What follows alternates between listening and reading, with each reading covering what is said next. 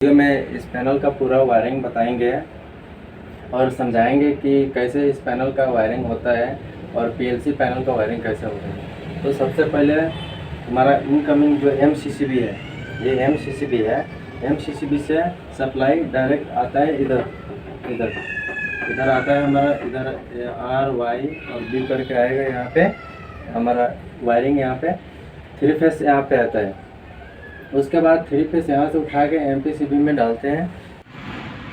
तो दोस्तों हम शुरू करते हैं आज के इस वीडियो में। जो पीएलसी पैनल का जो भी वायरिंग है, मोटर कंट्रोल, जो पीएलसी से मोटर कंट्रोल होने वाला है, वो चीज़ के बारे में आज हम समझाएंगे। तो बने रहिए आज के इस वीडियो में, और वीडियो बहुत धमाकेदार होने वाला है, तो बिल्कुल मिस ना करें। बिना स्किप किए वीडियो को पूरा वॉच कीजिए और एक एक जानकारी मैं बताऊंगा कैसे पैनल का वायरिंग होता है और कैसे जो DOL और RDOL स्टार्टर जो भी है, इसका पूरा हम आपको वायरिंग का डिटेल्स समझा कर बता रहे हैं। तो सबसे पहले जब भी हम पैनल का वायरिंग करते हैं, तो पैनल का वायरिंग करने के लिए जब भी हम मोटर कंट्रोल बनाते हैं तो उसमें हमको 3 फेज सप्लाई कंपलसरी चाहिए, और 220 सप्लाई भी चाहिए और 24 वोल्ट भी सप्लाई चाहिए। तो इन तीनों सप्लाई का कहाँ पे यूज होता है तो हम बताएंगे वीडियो में, तब तक बने रहिए। तो शुरू करते हैं आज का इस वीडियो। तो सबसे पहले 3 फेस हमारा इधर आता है। कलर कोड के हिसाब से आप देख के पहचाने होंगे कि यहाँ पे 3 फेस हमने ला रखा है। जैसे कि ये आर फेस हो गया, इधर वाई फेस हो गया, इधर बी फेस हो गया। यहाँ पे हमारा 3 फेस आ गया है, और इधर से 3 फेस के जस्ट साइड में इधर हमारा कंट्रोल एमसीबी है।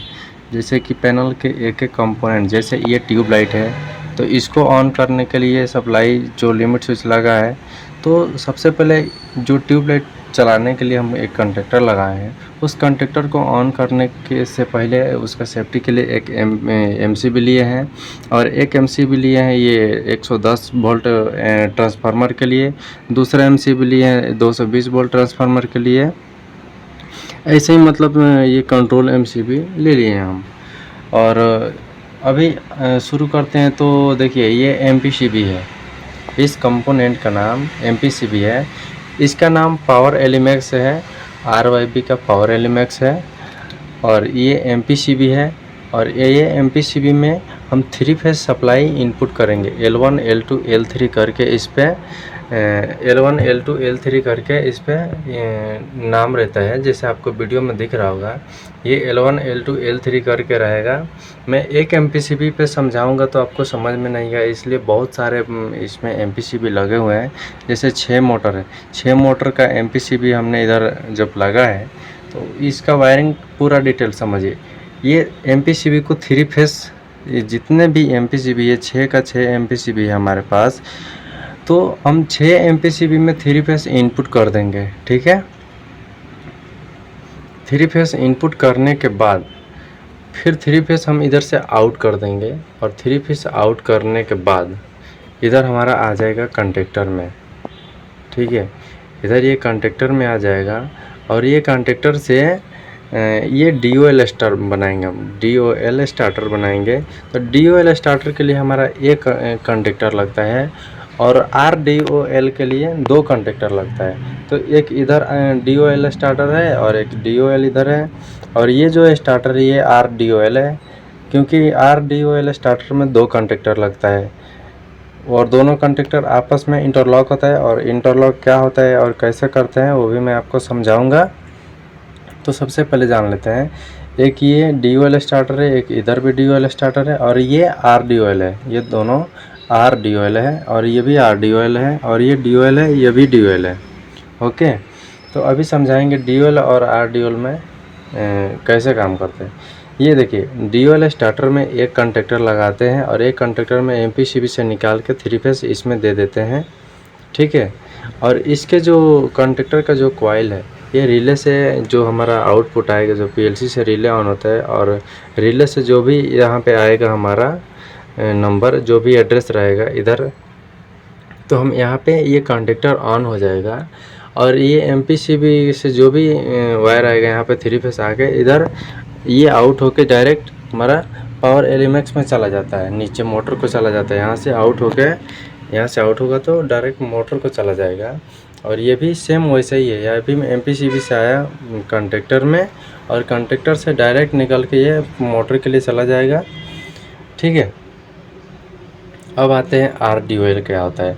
RDOL में 2 कंडक्टर लगाते हैं, एक मेन कंडक्टर, एक रिवर्स कंडक्टर। ठीक है, तो इसमें क्या होता है, इसमें भी 3 फेस एक MPCB से निकाल के ये 2 कंडक्टर है तो 2 MPCB लगाना इसमें ज़रूरी मत समझ लीजिएगा, क्योंकि मैं बता रहा हूँ, एक MPCB लगाएंगे इसके लिए भी, और एक MPCB लगाने के बाद यहाँ पे आएगा हमारा एक कंडक्टर में, यहाँ पे आएगा दूसरा कंडक्टर में।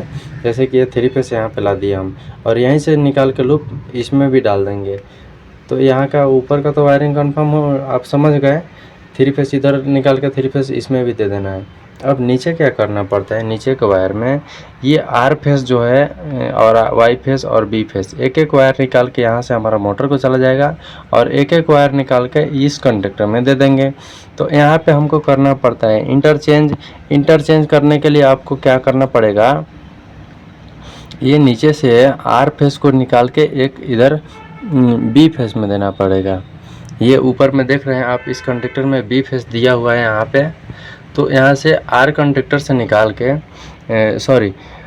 ये मेन कंडक्टर से निकाल के यहाँ पे फॉरवर्ड कंडक्टर से निकाल के रिवर्स कंडक्टर में हम R फेस निकाल के B में दे देंगे, और Y को Y में दे देंगे, और R को B में दे देंगे। ठीक है, तो यहाँ पे एक वायर हमको इंटरचेंज करना पड़ता है, और ये इंटरचेंज करने की वजह से हमारा RDOL सक्सेस होता है। और इंटरलॉक क्या होता है, इसमें इंटरलॉक क्या होता है, ये हमारा ये जो एड्रेस है, ये एड्रेस हमारा रिले से आया हुआ है, ये रिले से आया हुआ है, RY4A4 बन के आया रिले से।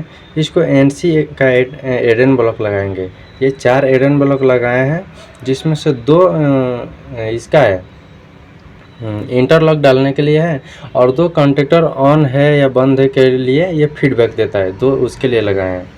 तो ये फीडबैक के लिए हम एक इधर 24 वोल्ट सप्लाई दे के और इधर से नंबर निकाल के ये PLC को जाता है, ताकि ये PLC को इनपुट जाएगा तो PLC को बताएगा कि हाँ ये कंडक्टर बंद है कि चालू है। ये फीडबैक के लिए लगाए हैं, इसका आपको कोई ज़रूरत नहीं है, लेकिन इसका ज़रूरत है। ये इंटरलॉक डाला हुआ है, RYF4 करके यहाँ पर डाल दिया। RYF4 के डालने के बाद RYF4A बोल के यहाँ से निकल के ये मेन कंडक्टर को जाएगा यहाँ पे, जैसे कि फॉरवर्ड कंडक्टर बोल रहे हैं इसको। तो इस कंडक्टर के इधर NC से निकाल के इस वाले कंडक्टर में के कॉइल में दे देंगे, और इस कंडक्टर के NC से एक नंबर निकाल के वायर इस वाले कंडक्टर में दे देंगे। तो यह हमारा हो जाता है इंटरलॉक। वैसे ही सेम इसमें भी इधर वाले कंडक्टर के NC से नंबर निकाल के और इस कंडक्टर के A1 पे दे देंगे, और इस कंडक्टर के NC से निकाल के इस कंडक्टर के A1 पे दे देंगे। ओके, तब ये क्या होता है, हमारा इंटरलॉक हो जाता है। ये इंटरलॉक की वजह से फॉरवर्ड रिवर्स पूरा सक्सेस हो जाता है और काम करना शुरू कर देता है। और वैसे ही अब ये क्या है, अब आते हैं हम रिले के, जो PLC से हमारा रिले को नंबर आ रहा है, अब आएंगे उधर हम। तो अब आए हैं हम PLC की तरफ। तो ये हमारा मित्सुबिशी कंपनी का PLC है। ठीक है, ये मित्सुबिशी कंपनी का माइक्रो PLC है। तो ये PLC का ये वायरिंग है, और ये बहुत ही मुलायम इसका वायर रहता है और बिल्कुल पतला पतला माइक्रो में रहता है। तो इसके लिए इसका माइक्रो PLC हम लोग बोलते हैं। तो इस PLC से जो भी हमारा नंबर निकलेगा इनपुट्स और आउटपुट्स का, ठीक है, वो इनपुट्स का नंबर हमारा जो भी आएगा और इसमें आएगा, ये लिखा हुआ है, आप पढ़ सकते हो। ये इनपुट और आउटपुट्स और इनकोडर तीनों का केवल इसमें है। ये हमारा PLC हो गया, और इधर हमारा हो गया पावर सप्लाई। यह पावर सप्लाई 220 इनपुट करके हमको 24 वोल्ट सप्लाई देता है। इसी 24 वोल्ट से हम इसी SMPS के जो सप्लाई आउटपुट होता है, इससे हम पैनल में अपना जो भी 24 वोल्ट का कंपोनेंट है उसको ऑन करवाना है, जिसका कॉइल वोल्टेज 24 वोल्ट रहेगा। ओके, और इधर है एक 220 का फैन। ये फैन है, ये पैनल को कूलिंग करने के लिए लगाया जाता है। एक ब्लोअर फैन रहता है जो गर्म हवा को बाहर खींचते हैं। और कुछ जगह पे पैनल में एसी भी लगता है। तो अभी आते हैं हम ये रिले के बारे में समझाएंगे। अब क्या होता है, 24 वोल्ट न्यूट्रल जो सप्लाई होता है, 24 वोल्ट न्यूट्रल सप्लाई सभी रिले के A2 पे, मतलब कि 13 और 14 करके इस स्नाइडर का रिले है। तो 13 और 14 पे क्या करेंगे, 13 पे हम दे देंगे इसको PLC से जो आउटपुट नंबर आ रहा है वो हम दे देंगे यहाँ पे 13 पे, और 14 से निकाल के हम ये न्यूट्रल दे देंगे यहाँ पे 14 पे। ओके, और ये हमारा NO से आ जाता है, रिले के NO से निकाल के ले लेते हैं सभी सप्लाई, जो कि हमारा फील्ड में जो भी कंडक्टर्स को ऑन करवाना है, ये कंडक्टर्स के कॉइल पे ये सब नंबर जाता है। कंडक्टर्स के कॉइल पे जाएगा, जो कंडक्टर हमको ऑन करवाना रहेगा उस कंडक्टर के कॉइल पे इस नंबर को दे देते हैं। ठीक है, ये 220 कॉइल वोल्टेज है उसका, इधर 220 का हमने सभी का लूप डाल रखा है। जो भी जितना वोल्ट का सप्लाई लेना रहेगा, अगर हमको 24 वोल्ट का सप्लाई लेना रहेगा तो 24 वोल्ट इधर पूरा देना पड़ता है, और हमको 220 का चाहिए तो 220 का सप्लाई देना पड़ता है। ठीक है, लेकिन रिले का जो कॉइल वोल्टेज है, रिले का कॉइल वोल्टेज में जितना वोल्टेज उसके कॉइल का लिखा रहेगा उतना ही देना पड़ता है, नहीं तो रिले जल सकता है। ओके, जैसे ये रिले का है वैसे ये भी रिले का है। अभी मैंने बता रहा था इधर 220 का है, अब इधर है देखिए 24 वोल्ट का। इधर से 24 वोल्ट चाहिए हमको तो 24 वोल्ट लिया, इधर 220 चाहिए तो 220 चाहिए। मतलब रिले में दोनों ऑप्शन रहता है, लेकिन उसके कॉइल में ऑप्शन नहीं रहता। जो कॉइल वोल्टेज रहेगा उसका सप्लाई सेम देना पड़ता है, नहीं तो रिले जल सकता है। अब यहाँ आते हैं एक्सिलरी कंडक्टर में। ये हमारा एक्सिलरी कंडक्टर है, जो पहले बताया था ड्यूल और आरड्यूल, वो है पावर कंडक्टर। और इस कंडक्टर में हम 110 वोल्ट का जो भी हमारा मतलब मशीन का जो भी कंपोनेंट, जैसे सेंसर हो गया, लिमिट स्विच हो गया, और कुछ लिमिट स्विच हो गया, सेंसर हो गया, प्रेशर स्विच हो गया, उसके लिए एक्सिलरी कंडक्टर लगा के, और क्लच एंड ब्रेक के लिए जो भी है, मतलब जो कंपोनेंट्स ऑन करवाना है वो एक्सिलरी कंडक्टर से करवाते हैं। और वहाँ से निकाल के ये सभी जो भी नंबर है ये सब फील्ड में जाता है, ये फील्ड के लिए सभी नंबर है। तो अगर वीडियो आपको अच्छा लगता है तो चैनल को सब्सक्राइब कर लीजिए और जुड़ जाइए। मिलेंगे नेक्स्ट वीडियो में, तब तक के लिए धन्यवाद।